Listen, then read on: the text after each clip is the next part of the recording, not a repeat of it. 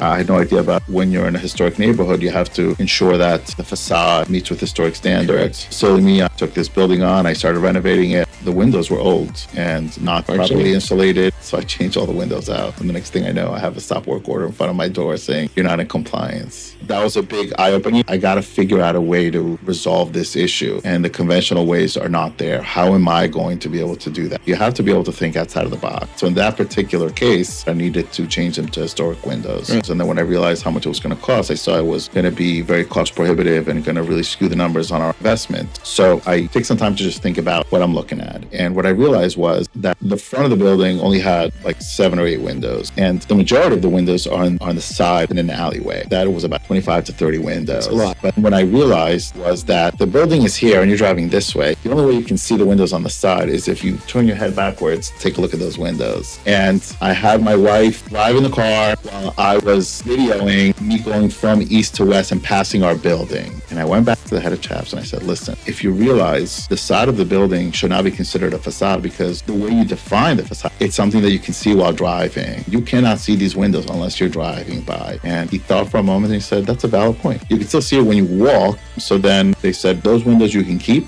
I'm going to ask you to paint them in a color that's compliant. So you just need to sometimes be creative